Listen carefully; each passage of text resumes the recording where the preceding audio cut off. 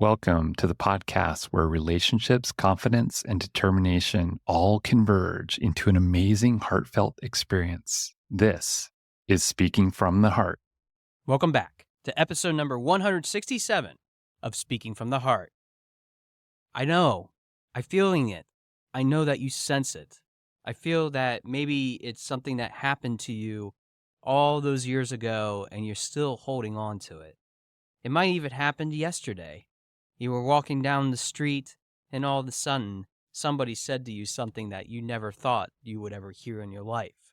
It was something that was full of hate. It was insensitive. It created this void inside of yourself.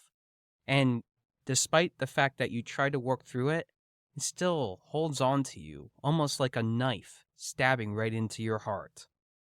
But when you have that feeling from other people and they keep on walking by, it's time to keep walking with them, not stalking them, but walking with them, to be able to learn a little bit more as to why they might be responding the way they are. I don't know about you, but maybe you don't feel comfortable with doing that. And maybe I mean that more figuratively, which I do indeed mean that. And today's episode is talking about when people do nasty, mean things to you, make you feel like you're holding on to those countless attempts of failure, even though you try to keep on winning and succeeding as much as you possibly can. Maybe it's time to investigate why they are the reason, they are the problem for what you have accomplished for yourself. I know that we can have that bias. We might be in that groupthink of saying to ourselves, we have it all together. I know that I am doing the most amazing things in my life and nobody can ever challenge me in those circumstances. Try to bring it on. Try to tell me differently, because I'll tell you something. It's not what you think it is, and I'm going to work on myself. I'm going to keep on being better than I am. I'm sure that you have those self-talks. I'm sure that you have those mantras that help you, that positive affirmation. We've talked about it on a number of different episodes on how that can create opportunities in itself. But what if those mantras are really wrong? What if you do have groupthink? What if you are saying things that are really mean? They're not giving anybody else much perspective to be able to help you, work with you, maybe even talk to you, challenging your status quo. But I know that for us, it's easier to be able to say that we need to work on ourselves, and then we are able to set up that plan, that futuristic version of ourselves that we always wanted to be. And we've had those conversations even recently on this podcast, especially as it comes to the end of the year, entering into the year 2025. But it's perfectly okay to feel the way that you do.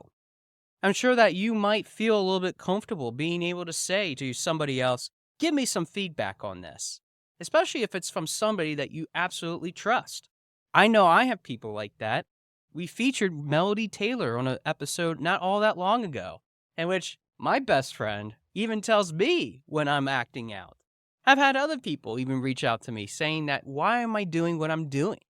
Challenging my self-belief and giving me the encouragement to think a little bit differently. But why do we take these things so personally, especially if they're from complete strangers? Well, I have a theory. It's because we are trying to live up to someone else's expectation. It might be even something that has happened to us a long time ago. It might have even hurt us in a way in which we don't feel comfortable about how we're able to create that dynamic, that feeling of self-worth.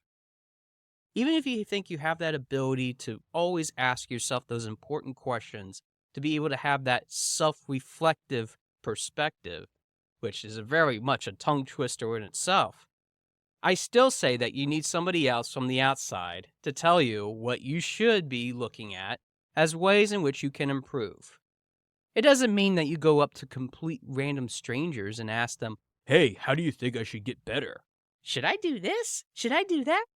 I'm sure that all those different people, all those different voices for that matter, could tell you in a variety of different ways how you can do that, how you can walk down that path. But if you really are going to give yourself opportunities to grow in yourself, when those people walk by giving you those negative messages or even making you feel worthless, it's time to start asking more questions and start walking with them as to why they are doing what they're doing. Now, I don't mean literally, as I mentioned earlier, because there are laws that protect other people. I'm not advocating that you should commit a crime. It would be against my ethics, especially as a coach, on why it's so important for us to work on ourselves, to be able to work on our voice in this ever-changing world. What I'm really encouraging to do is to think about what are some other ways in which you can learn from that person from a distance, or maybe even others that you have in your life that act the same way, that can create that best value, that can help you to shake the tree that you have in your life right now. Maybe it can help you in figuring out what are the ways in which you can create not only more opportunity for yourself, but for others as well. I think that it means that you have to figure out what is the percentage chance of rejection ever occurring again if you are willing to work on yourself. I will also have to caveat that you will never be able to reach 0%, meaning that you will never get another piece of criticism in your life. Because let's face it, if it wasn't for criticism, we wouldn't be able to have this conversation today. It's by human nature that we criticize each other because we think or have this perspective of what criticism really is in our life. What might be positive reinforcement from one person might be criticism from another person using the same words, using the same tone or approach. It doesn't mean that we're wrong. It just means that we have to reframe the conversation in our head, actually rewiring our brains for that matter, of how we can change our fixed mindset to a growth mindset. But even with all those things said, you have to also learn how to be able to talk to people, being able to understand how to ask those right questions. And it doesn't mean that you have to figure out what the exact wording is of that question, but also coming from it from a perspective of having peace, having it that you really genuinely want to learn more, that you are open to feedback and perspectives that normally you want to accept otherwise. So here's some things to think about if you ever decide that you want to keep walking with the people that might have challenged you, that might have made you feel worthless, or maybe that has made you felt like maybe you needed to do a little bit better than you had been before. The first thing I would recommend is to even write down the people that immediately come to mind. Maybe there's been people even recently that have challenged your status quo. They have made you feel like your perception of what life is all about and what you're trying to achieve is completely off. Having that list, having those people available to you that you would be able to reach out and have that conversation with is a good start. That means writing down names, email addresses, phone numbers, and even why you want to reach out to them. Writing that narrative is so important. After you do that, think about what that conversation will look like. That's step 2. That conversation should not be accusatory. It should not be riling their feelings or making them feel worthless because of what they said to you, but how you can kindly and politely point out what has happened so that you can have that dialogue. You can have that conversation with each other about why those things happened the way they did. Figuring out how that conversation will ultimately operate, which we have even talked about in some recent episodes of how that dialogue could happen from a job perspective, could help you to also formulate what that safe conversation would look like.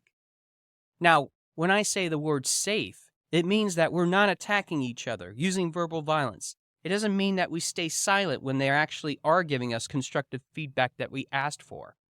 What I'm essentially saying is, you're preparing your body, you're preparing for what the physical manifestations that will occur and figuring out how to best respond to them. That means you might need to rehearse some of these responses with somebody that you absolutely trust.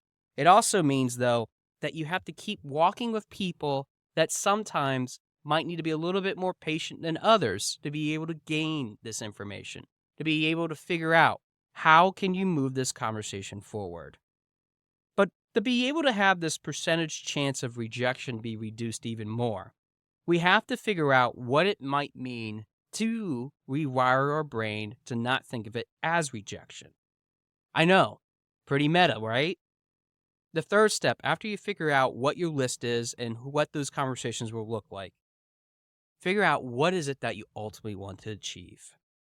Because if you're able to figure out what you really want to achieve through creating this opportunity, this space to be able to grow in, you want to have an ultimate purpose for the conversation. Do you want to be better at, say, talking to your family? Do you want to be better with becoming more skillful, more knowledgeable in something that maybe you were screwing up, maybe not doing as well as others? Maybe there's some other purpose, regardless of what it might be.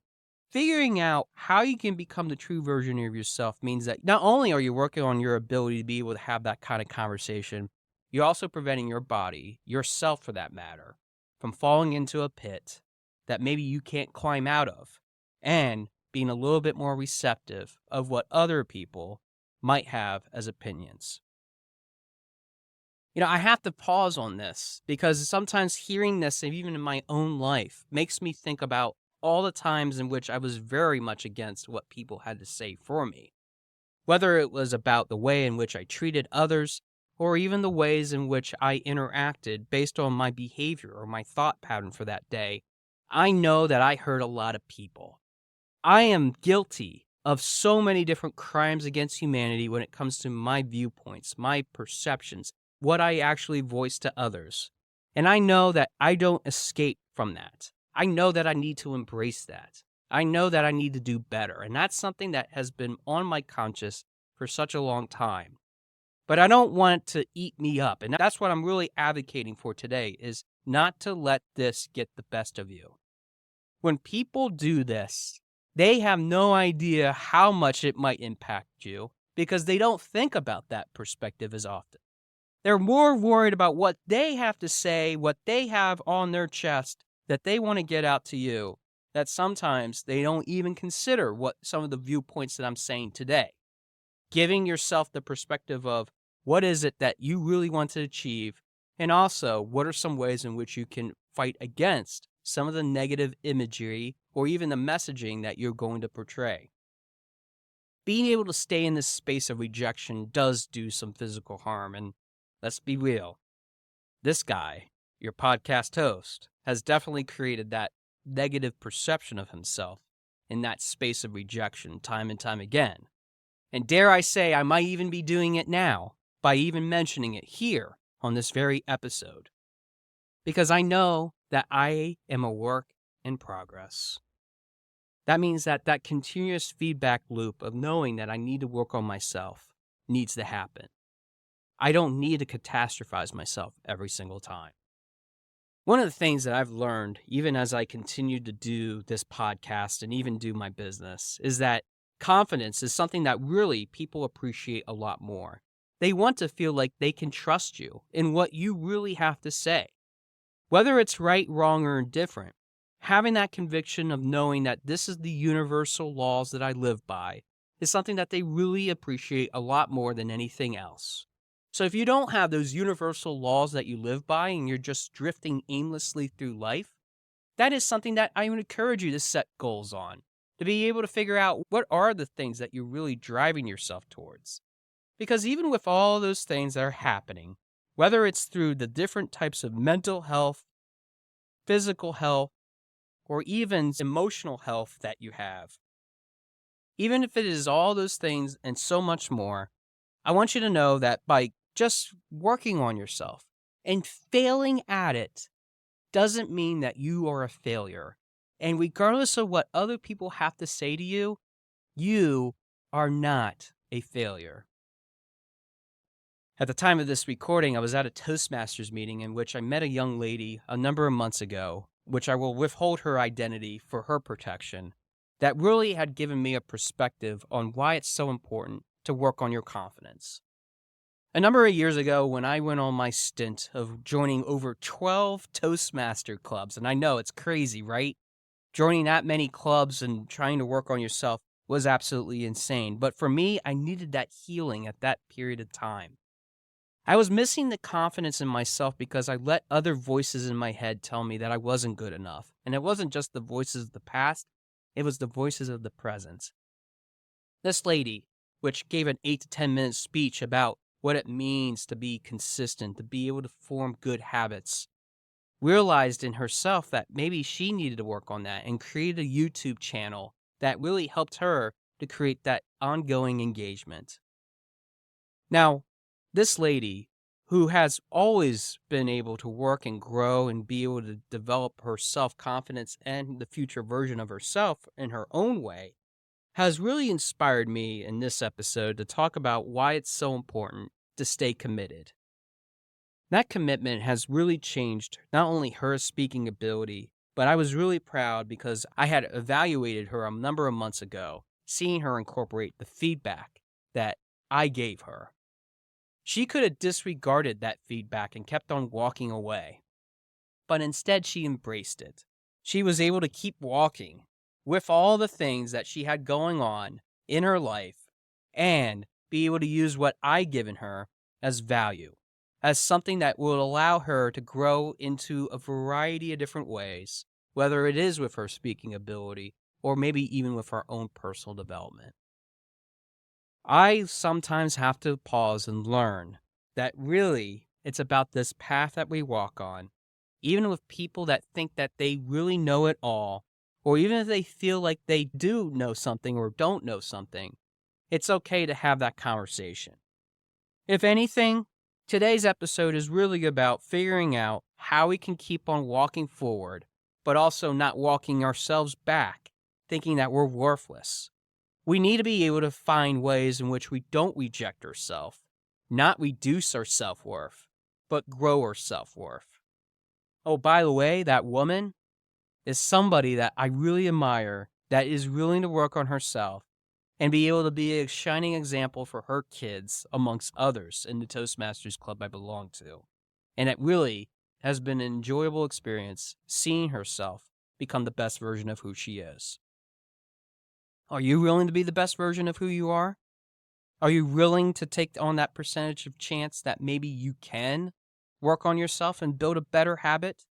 Are you willing to stop pushing people away and start walking with them to become not only the best version, but also learn a thing or two about what life is all about?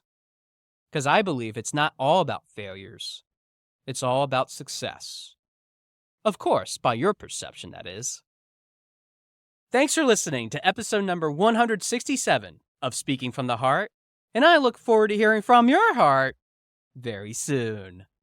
Thanks for listening. For more information about our podcast and future shows, search for Speaking from the Heart to subscribe and be notified wherever you listen to your podcasts. Visit us at www.yourspeakingvoice.biz for more information about potential services that can help you create the best version of yourself. See you next time.